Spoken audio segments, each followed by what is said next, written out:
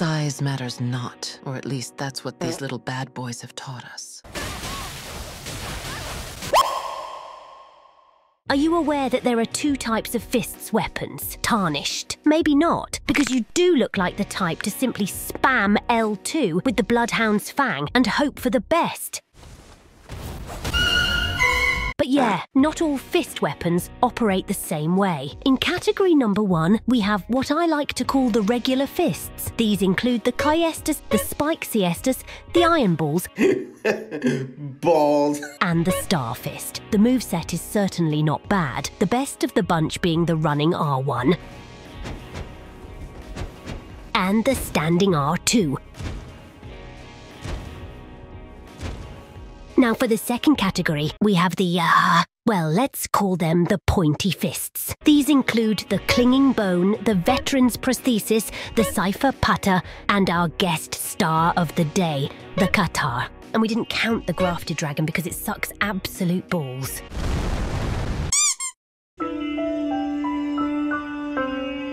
The moveset of pointy fists mainly differs from regular fists in their running R1, which is a forward thrust with both fists, and in the running R2, which is this very cool 2-hit combo. More on that later. The advantage of pointy fists is that not only is the running R1 very fast, it also deals pierce damage. And we all know how good that wacky son of a gun is.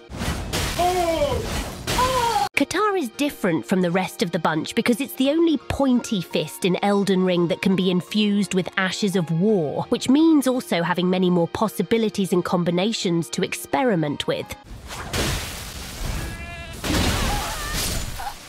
That's why he's the GOAT! One of these possibilities is infusing the Qatar with Barbaric Raw Ash of War, which will grant 10% extra damage, and one more little detail. It will change its regular R2 attack into a 3-hit true combo that deals insane damage. This is important because the main weakness of Qatar is that its neutrals, although not bad, are not particularly great, to be honest. But using Barbaric Raw gets rid of this flaw by giving you an insanely strong neutral attack that also has brutal hyper armor. This thing can tank nearly anything, making the Qatar a great pressure weapon as well as a brutal trading machine. And since the attack comes out quite fast as well, it can sometimes be used defensively on reaction. Basically, it turns an already great weapon into a borderline top tier 1.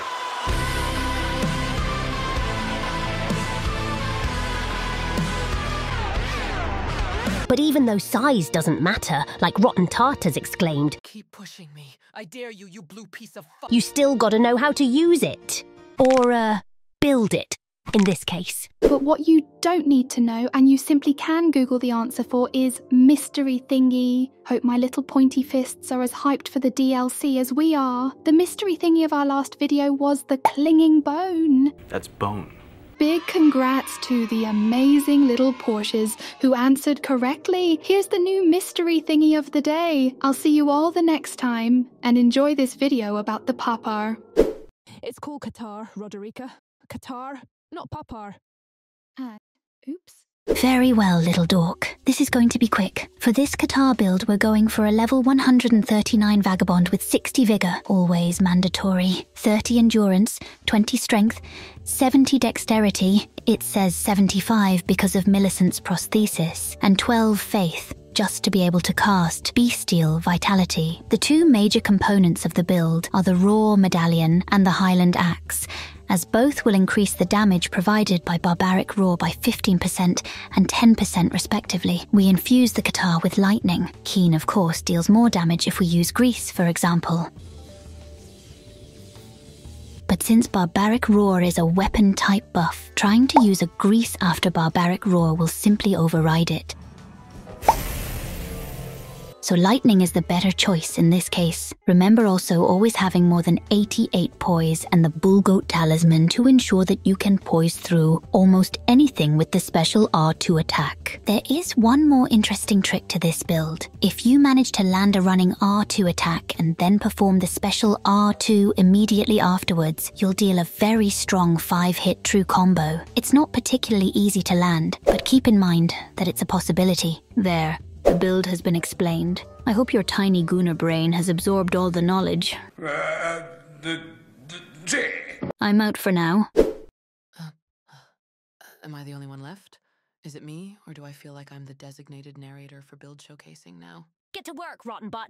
We open the curtain with a guy cosplaying the Frenzy Worshippers, also apparently a fan of music and good manners, since he did full bow before fighting. Manners maketh man, I suppose. I don't want to waste my time doing emotes. As soon as the formalities are off the table, we freeze the guy's balls and proceed on the stabbing attempts. For some reason, he thought that blowing a toot point blank was a good idea, saving himself from a full combo. But he wasn't so lucky the second time, where we tanked his colossal R1 attempt with our ferocious slaps. Sadly, logic and reason must not exist in this guy's country, because even after taking such a beating, he proceeds to keep Monkey mashing out of hit stun, which ultimately causes his demise. Remember, kids, mindless mashing only works against goobers. Next, we run into one of those religious pocket sand lovers who's suspiciously boasting a similar build to the one we showcased in this video. My man! As expected, the fight is pretty much chasing him until he decides to actually play the game, which allows us to land a small scratch on his pee-pee. Seeing that we won't stop the sand bullets with our chest, he pulls out the big guns and tries the legendary Elden Ring technique of randomly pressing L2. Awful mistake that rains upon him the fury of a full 5-hit combo. Ouchie! Dazed and confused, he attempts a quick escape, but is only met with a quick death. Good fight, friend. We start using the Roar Medallion from this point on, because my dumb rotten ass forgot to equip it before. So you'll see an increment in damage. This time we got a Guts Greatsword enthusiast from Saturn. Why is he from Saturn? Because every hit takes eons to register. Luckily, we have one of the most tanky attacks in the game. Who needs spacing when you can just face tank a full hit from the best Ultra Greatsword in the game?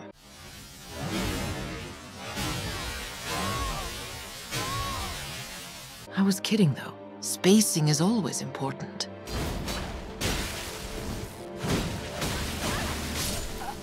But with latency, it is not as important as hyper armor. And I'm not exaggerating. Hyper armor is insane, as it basically negates a ton of plays. Trading into 1,000 damage is never a good idea. Don't forget spacing, though.